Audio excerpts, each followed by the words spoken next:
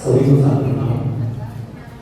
आप सभी लोग हायर एजुकेशन के स्टूडेंट हैं, तो आपसे एक छोटा सा क्वेश्चन है कि आपके सिलेबस की जो बुक्स हैं, जब आपके घर का कोई बच्चा उनको देखता है, क्या वो उनको पढ़ पाता है, समझ पाता है? नहीं। तो क्या वो बुक्स गलत हैं? बुक सही है, मगर उसकी एबिलिटी नहीं है कि वो उसको अभी पढ़ सके। लेकिन जब वही बच्चा आगे बढ़ेगा, इस स्टेज तक वो आ जाएगा, क्या तब वो ये चीजें समझने लगेगा? बिल्कुल। तो आज का जो सेशन है ये कुछ ऐसा ही है कि आप अभी जहाँ पर हैं, जिन चीज़ों को फेस कर रहे हैं, हो सकता है आगे आप उनसे भी बड़ी चीज़ें फेस करें। तो हमारे गुरुजी पूरी कोशिश करेंगे कि आप वो चीज़ें जो अभी समझ सकते हैं या नहीं समझ सकते, उनको भी बहुत सरल करके आपको समझाएं, बताएं। लेकिन फिर भी अगर ऐसी कोई समस्या है जो आपके पास अभी नहीं है, आगे हो सकती है या कभी हो जाए, और हम संभव है हर समय आपके पास नहीं होंगे, बार बार यहाँ पर नहीं आ सकें, उस समय यहाँ पर नहीं आ सकें, तो उसके लिए छोटी सी जानकारी है कि हमारी संस्था का QR यहाँ पर है। आप पूरा सेशन अटेंड करने के बाद अगर आपको लगे कि हाँ ये हमारे लिए वर्कफुल है, तो आप उसको स्कैन करके उससे जुड़ जाइएगा, जिससे आगे कभी भी आपको कैसी भी कोई भी समस्या हो, उस समय हम एक परिवार की तरह, एक भाई की तरह, एक दोस्त की तरह आपके साथ हमेशा खड़े रहेंगे। तो आज का जो सेशन है सारे लोगों को पता है, जो माइंड के लिए है, तो उसको मैं बिल्कुल भी नहीं टच करूँगा, क्योंकि उसको बहुत ही सरल तरीके से हमारे गुरु जी यहाँ पर आकर आप सभी को बताएंगे। तो बस एक रिक्वेस्ट है, आप अच्छे से इंटरेक्शन कीजिए, चीज़ों को जानिए, समझिए, और कुछ भी अगर समझ में नहीं आता है तो बिल्कुल जैसे हम अपनी क्लास में रहते हैं, कोई भी बात नहीं समझ आई या कोई क्वेश्चन है, तुरंत हाथ उठाइए, उसको जितना अच्छे से आप एडॉप्ट कर सकें, जान सकें, समझ सकें, समझने की कोशिश कीजिए। इन केस कुछ ऐसा रह जाता है, आपको नहीं समझ में आता है, बाद में समझ में आता है, घर पे जाके समझ में आता है, तो उसके लिए आप हमसे जुड़ जाइएगा और बाद में भी आप अपने प्रश्नों के उत्तर वहाँ पर पा सकेंगे। तो बिना किसी देरी के मैं आमंत्रित करूँगा हमारे गुरु जी आदरणीय श्री श्वेता पाठक जी, ये वो आए और जो आज का टॉपिक है उस पर अपने विमर्श विचार सभी के साथ रखें।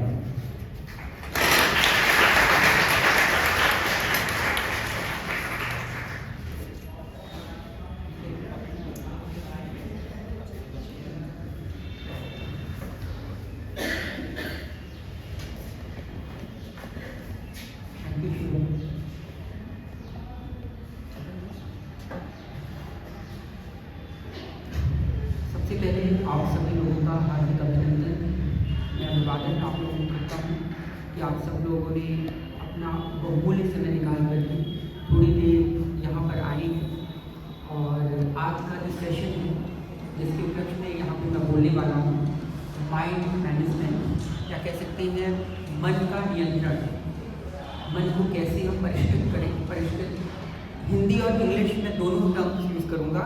आप लोग बेहिचक अगर कोई चीज़ न समझ में आए तो बिल्कुल पूछ लीजिएगा। अभी शिवम ने भी बताया आप लोगों को कि अगर आपको कोई बात मेरी न समझ में आए तो आप हाथ उठा दीजिएगा और मुझसे पूछ लीजिएगा।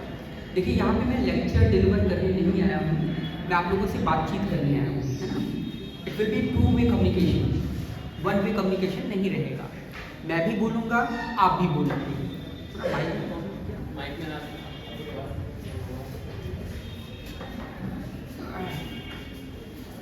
ठीक है, तो सभी लोगों को मेरे साथ ही बोलना है।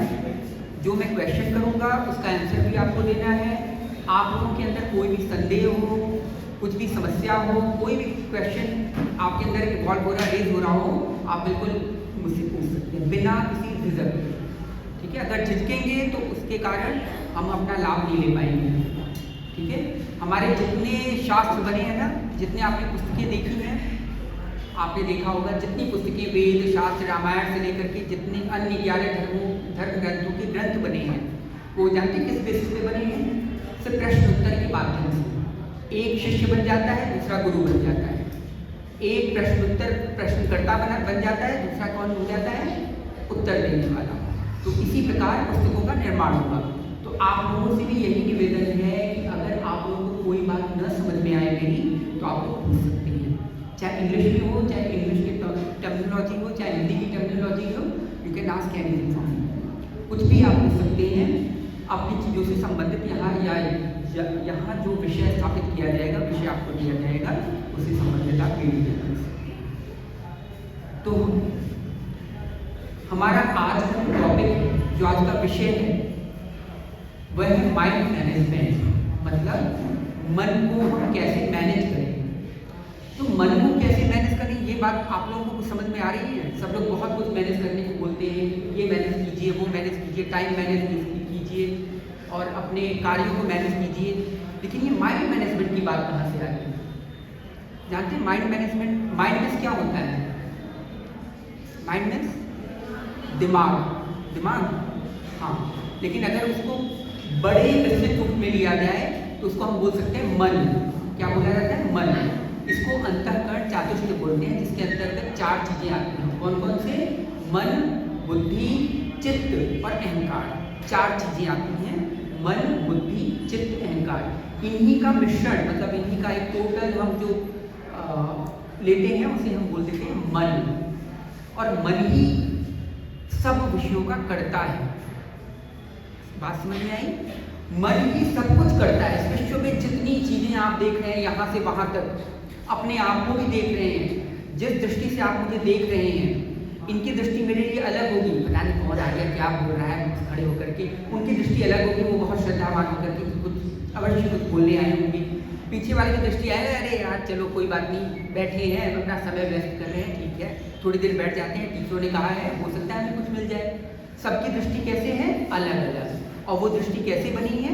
सबके अलग अलग विचारों के कारण, अलग अलग मान्यताओं के कारण। और ये मान्यता मतलब किससे संबंधित? मन से संबंधित। क्योंकि मान्यता आ गया ना, मन से संबंधित। हमारा नाम मनुष्य क्यों पड़ा? क्यों पड़ा? क्योंकि हम मन से संबंधित हैं, ठीक है। क्योंकि हमारे पास मन है, इसीलिए हम मनुष्य कहलाते हैं। मनन करने की जो शक्ति है वो किसको मिली है? मनुष्य को मिली है। पशुओं को नहीं मिली है मनन करने की शक्ति। पशु क्या मनन चिंतन कर सकता है? उसको आप ABCD पढ़ा देंगे, ABCD क्या कर सकता है? मैं बहुत छोटी चीज़ दे रहा हूँ। और बाकी के अनंत जो बुक्स हैं, अनंत जो चिंतन करने की शक्ति है, वैज्ञानिक पद्धति है, क्या पशु कर सकता है? नहीं कर सकता। इसलिए इस मनुष्य का नाम मनुष्य पड़ा है, क्योंकि ये इसके पास किसकी शक्ति है?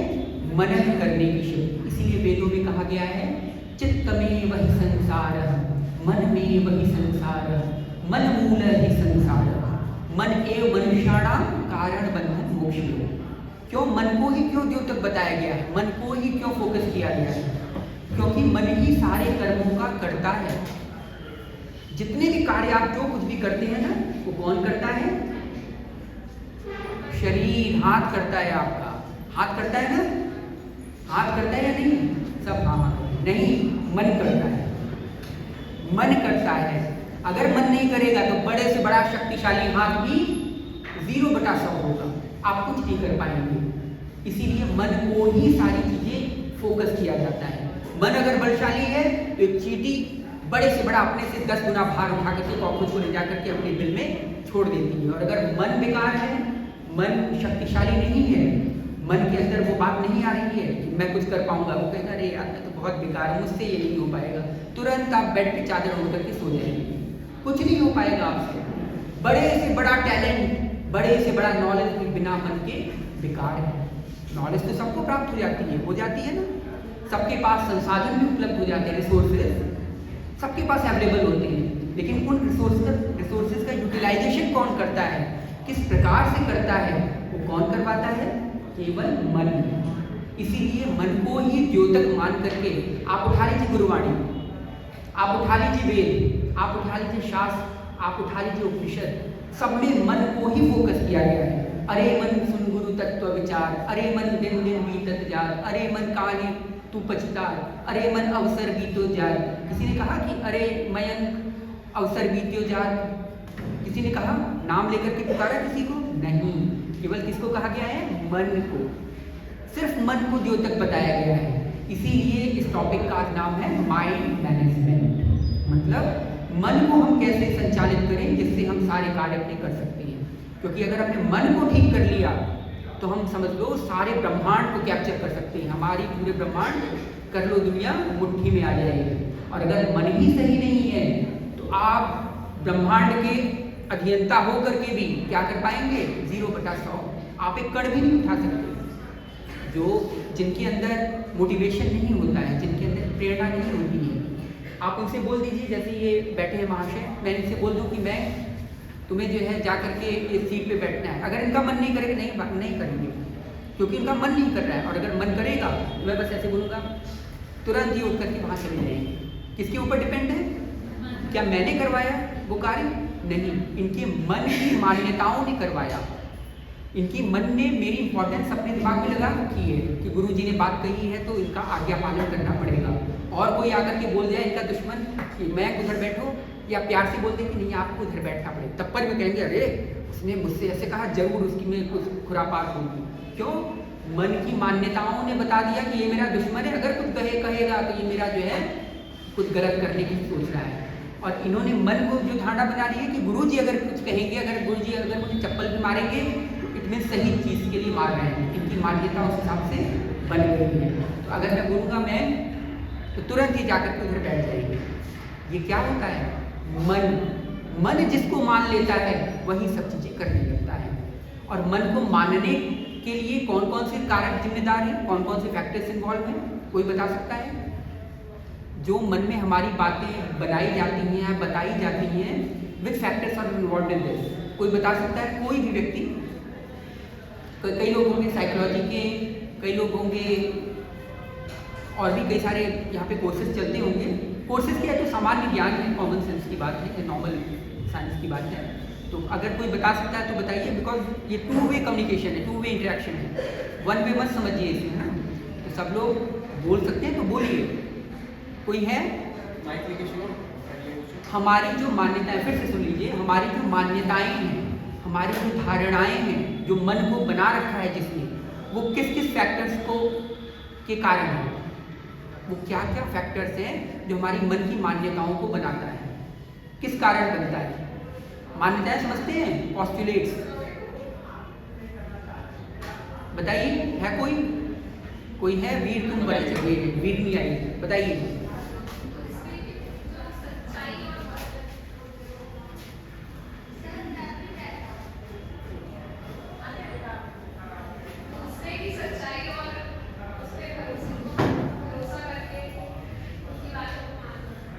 ठीक है, बहुत बढ़िया। अभी पिन पॉइंट पे नहीं पहुंचे हैं। और कोई? हाँ बेटा बताओ। एग्जैक्टली, बहुत बढ़िया, तालियां हो जाएंगी। आप लोग जो कुछ भी बोला करें ना, सब लोग अपना अपना नाम बताएंगे, है ना, नाम बताएंगे और क्या कर रहे हैं, कौन सा कोर्स कर रहे हैं वो भी बताएंगे। बताइए। Kriti Gupta, BA first year. What about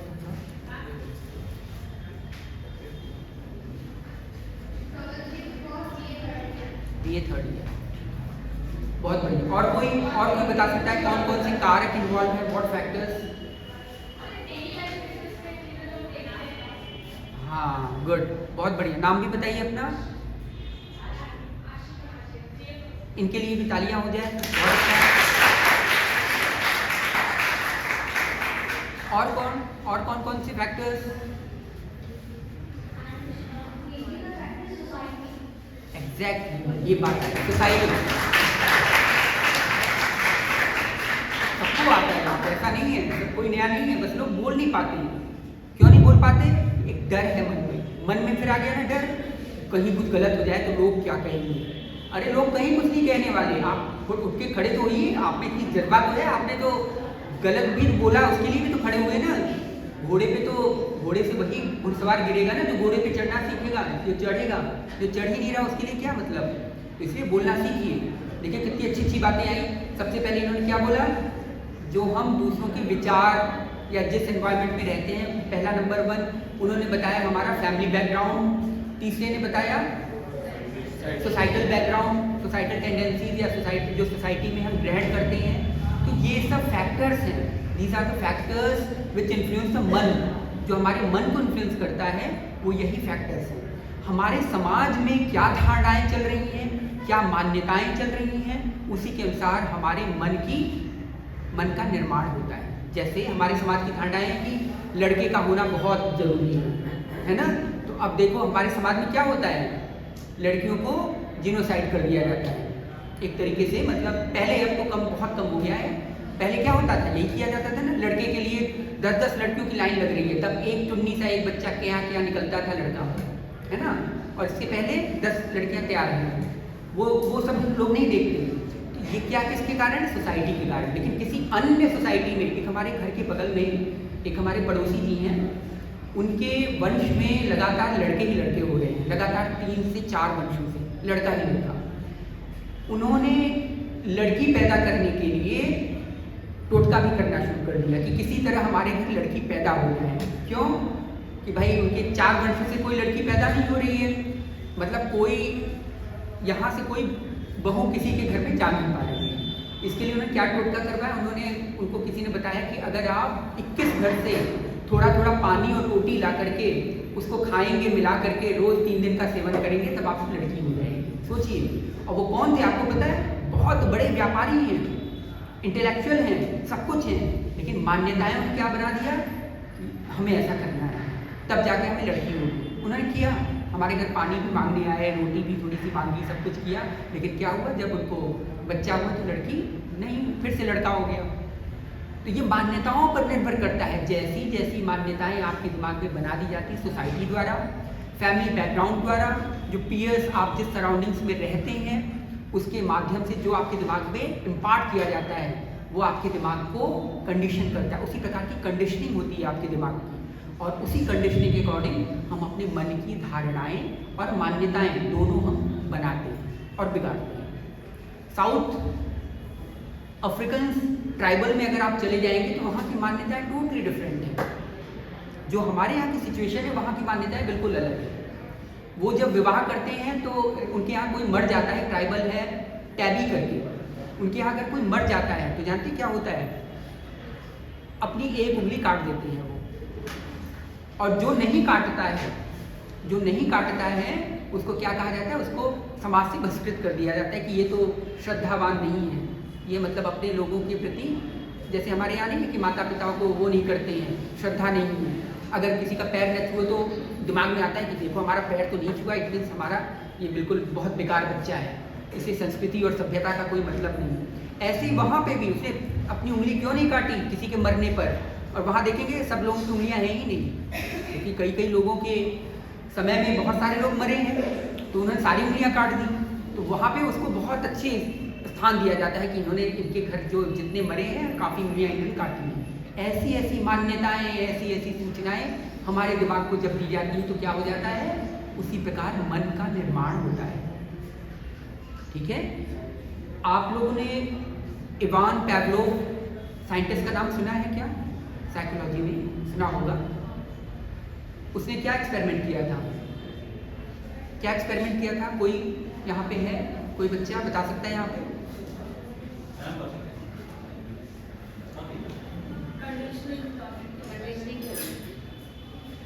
किसको लिया था उसने?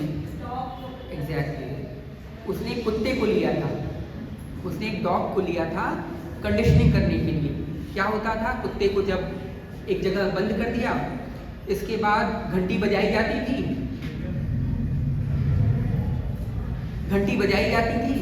तब क्या होता था, तब उसे क्या दिया जाता था, एक मीट का टुकड़ा दे दिया जाता था।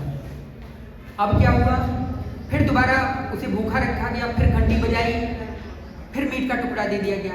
तो अंत में क्या हुआ, कुत्ते की माइंड ने ऐसी कंडीशनिंग कर ली कि जब भी घंटी बजती उसके अंदर सलाइवेशन होता। सलाइवेशन समझते हैं?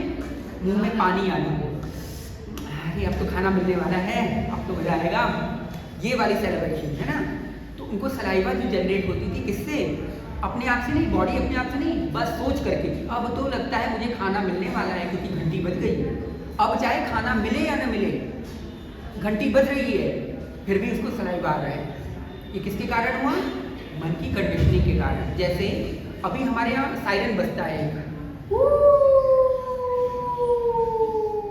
बजता है, कब बजता है ये? कब बजता है?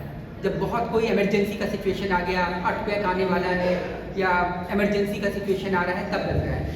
अब हमारे दिमाग में ये पार्ट कंडीशन कर दिया गया कि जब भी इमरजेंसी या कोई डेंजर सिचुएशन होगी, कोई डेंजर सिचुएशन ऐसी आती है तो ये सायरन बजेगा, ये हूटिंग होगी।